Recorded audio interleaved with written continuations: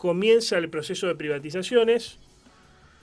Algo de esto nos referíamos en la editorial de comienzo. Comienza el proceso de privatizaciones, amparado legalmente, uno entiende, principalmente lo que tiene que ver con la ley Bases, donde algunas empresas quedaron afuera del proceso de privatizaciones, pero otras tantas no. Bueno, en este caso ha avanzado el gobierno con la privatización, así se promociona, del Belgrano Cargas, uno de los ejes ferroviarios más importantes del país. Algunos incluso lo definen como el más importante. Vamos a hablar sobre este tema para que nos comente qué es lo que está sucediendo y también en clave comparativa con los años 90 con Carlos Fernández Priotti. Él es experto en temas ferroviarios y es referente de la Asociación Amigos del Riel de la Ciudad de Rosario. ¿Cómo estás, Carlos? Buenas tardes. Hola, buenas tardes. Saludos para vos y la audiencia. Gracias por atendernos. Bueno, antes que nada,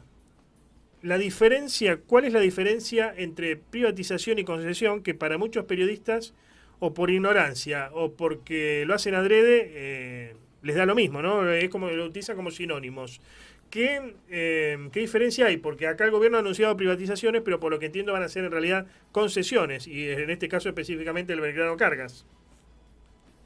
Efectivamente, lo que se está proponiendo ahora es una versión revisada, pero que en el fondo es lo mismo de lo que ya se realizó en los años 90, que es el concesionamiento, no privatización, de una parte del sistema ferroviario que en este momento está en manos del Estado, y hay que recordar que en este momento está en manos del Estado porque precisamente los concesionarios privados que operaban el servicio merced a las concesiones en los años 90 fueron retirándose del servicio o directamente fueron fulminados con una caducidad por errores gruesos, por falta de mantenimiento y por accidentes diversos que fueron teniendo. No olvidemos lo que fue, por ejemplo, el caso de Trenes de Buenos Aires en el área metropolitana de Buenos Aires, con lo que fue la tragedia de Once. Uh-huh. En estos días murió Lorenzo Pepe, te habrás enterado, que fue legislador, sí, fue diputado, y siempre se dice que gracias a él se cambió el artículo donde inicialmente se iba a poner privatización por concesión. Comentanos un poco más sobre ese tema, eso fue en los 90. Sí, mirá, eso en definitiva fue una cuestión, no sé lo que tuvo que ver bien en detalle, en este caso Pepe, pero la realidad es que la privatización, de haberse realizado, o que si se fuera a realizar en este caso, debería ser una venta lisa y llana, pasando la propiedad de los bienes en juego a poder del grupo empresario, el conglomerado empresario que se haga cargo del servicio. Esto no ocurrió en los 90 y tampoco va a ocurrir ahora, por una razón muy sencilla. El ferrocarril, desde un punto de vista contable a la vieja usanza, no es rentable. No es rentable en Argentina, no es rentable en casi ninguna parte del mundo, solo hay escasísimas excepciones. Por ejemplo, en los Estados Unidos de Norteamérica, Canadá, México, donde hay un sistema integrado con unas distancias enormes que compensan el tema, y después en algunos países, especialmente en Asia, donde por la cantidad de carga y de pasajeros que se transportan, el sistema intrínsecamente es rentable, pero en países como el nuestro, inclusive en Europa, los sistemas no son rentables, y por eso siguen en operación en la mayor parte de los casos por parte de los estados. Aquí en la Argentina y en otros países que siguen este modelo, bueno, se ha optado por un renunciamiento del Estado a prestar un servicio que realmente revierte en beneficios para el grueso de la población y de la industria misma del país, claro. Y se opta por hacer el tema del concesionamiento, que ya sabemos cómo termina, porque el modelo de los 90 ya demostró que solamente funcionó en algunos casos y lisa y llanamente comiendo patrimonio, que es degradando la infraestructura que recibieron los concesionarios, y va a pasar exactamente ahora en este caso también. O sea, sintetizando y hablando en criollo, en el mundo, no solamente en Argentina, a los privados no les interesa el ferrocarril porque no les es rentable. Por eso se lo dejan al Estado. Así es. Mira, lo que se suele hacer en Europa, se hace bastante, es concesionar o privatizar, no, concesionar, privatizar, concesionar algunos servicios, por ejemplo, de pasajeros, sí se concesionan.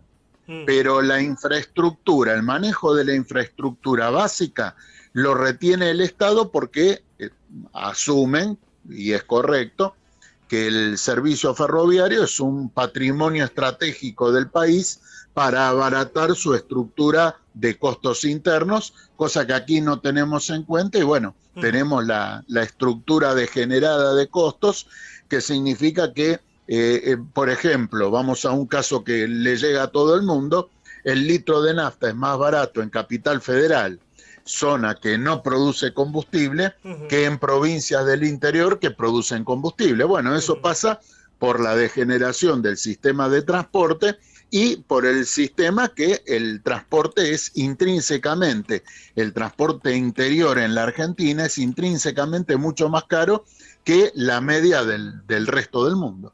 Ahora, la pregunta que cae de Maduro es, en un país agroexportador como este, donde trasladar la producción es importantísimo, ¿no es rentable trasladarla por tren, por ejemplo? ¿O no es rentable Sí. el tren que traslada esa producción? A eso me refería, digamos, ¿no? Para entender mejor lo que vos me decís.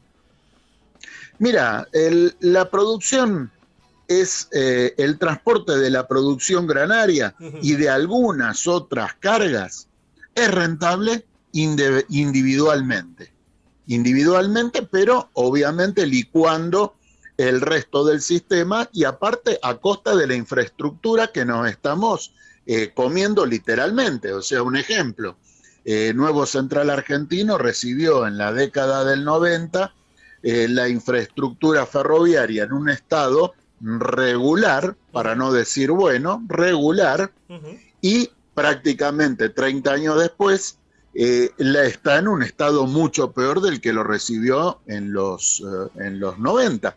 Eso está claro. Roberto Urquía, el titular, o sea, invirtió poco, digamos, hablando mal y pronto.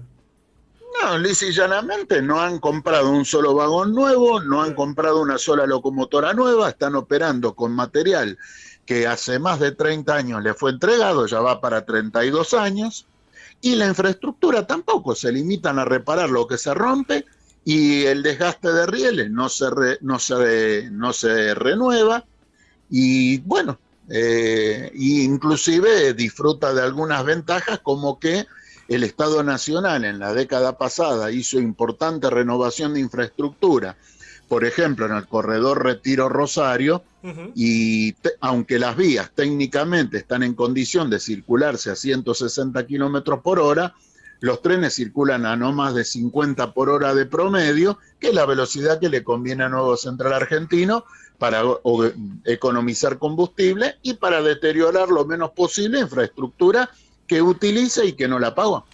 Algunos dicen que esto, en el ámbito político, que esto es para enfrentar al sindicalismo, esta idea de privatizar, y para enfrentar, por ejemplo, a Moyano y al transporte mediante camión, que hoy por hoy hace buena parte del traslado de la producción. ¿Tiene que ver con un enfrentamiento con el sindicalismo? ¿Una especie de inicio de hostilidades con el sindicalismo en este sentido, o no lo ves por ahí? Mira, probablemente pueda ser algo de eso, pero en definitiva los que pagan el plato roto es el complejo industrial argentino y por ende toda la población. Rubén Pollo Sobrero, sindicalista, digamos, ¿cómo podemos decir? Disidente de la conducción de la Unión Ferroviaria, de Sergio Sacia, rechazó privatizar Belgrano Cargas y en este sentido propuso dársela a los trabajadores. Y dice en este sentido que se puede hacer que la gente viaje gratis. ¿Se puede pensar una administración obrera o sería una utopía izquierdista difícil de aplicar en la realidad?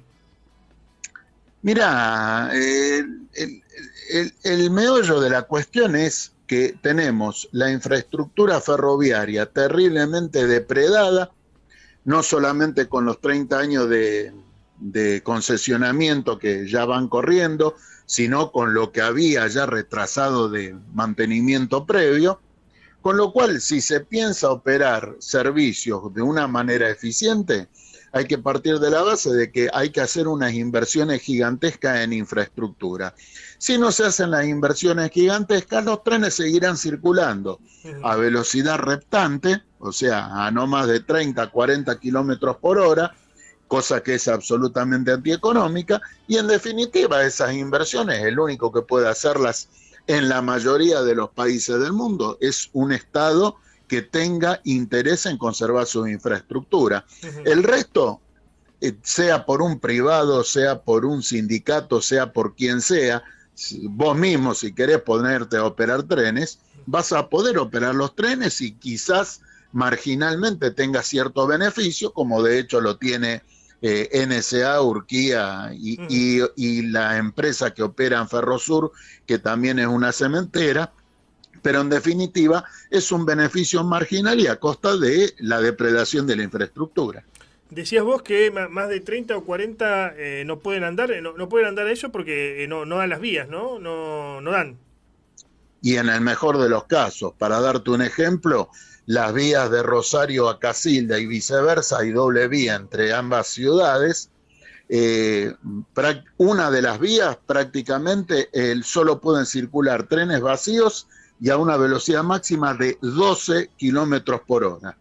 Y la otra vía pueden circular los trenes cargados, pero a no más de 30 kilómetros por hora. Ese es el estado de la infraestructura que hace 50 años atrás recorrían trenes locales y coches motores a 80 kilómetros por hora. Bueno, la degradación tiene su precio y los resultados del modelo de concesionamiento y de desinterés del Estado en mantener la infraestructura están a la vista. ¿Qué es lo que queda de patrimonio cuando se habla de ferrocarril? ¿Qué es lo que queda en manos hasta ahora, ¿no? Hasta antes de esto? ¿Qué es lo que queda en manos del Estado en cuanto a o sea, vagones, locomotoras, pero también propiedades que tengan que ver con los ferrocarriles? ¿Qué es lo que queda? El patrimonio es enorme, porque tened en cuenta que tenés toda la infraestructura, toda la superestructura, puentes, viaductos. Después tenés el tren rodante, que también está concesionado, no privatizado. O sea que en sí el valor intrínseco, si vos quisieras reponer esa infraestructura y superestructura y material rodante hoy, saldría miles de millones de dólares. Pero lamentablemente, como hay mantenimiento diferido y el servicio se opera prácticamente a un nivel de subsistencia, no se le puede sacar rédito alguno, y prácticamente opera, ya te digo, a nivel lisa y llanamente de supervivencia. ¿Quién puede ser algún posible comprador de Belgrano Cargas? Algunos están diciendo que pueden ser de origen chino los capitales, y China, bueno, compra buena parte de la producción granaria, como decíamos.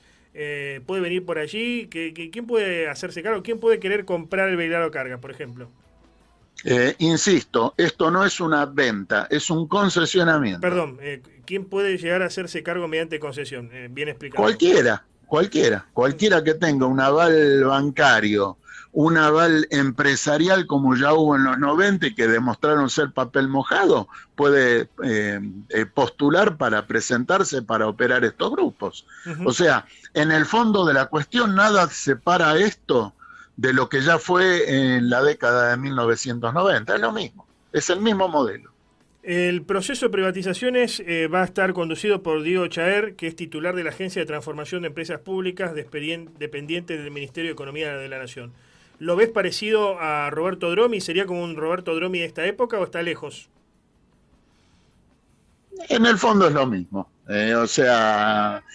Puede haber diferencias cosméticas, se puede alegar una cosa o la otra, pero el resultado es el mismo. Se está rifando la capacidad de transporte interior del país por modo ferroviario, que es algo importantísimo, pero que ya desde hace muchas décadas está muy depreciado, para que sea operado como un negocio más, y el resultado lo tenemos a la vista, en definitiva. Bien. Gracias por este contacto, Carlos. Por favor, gracias a vos. Adiós.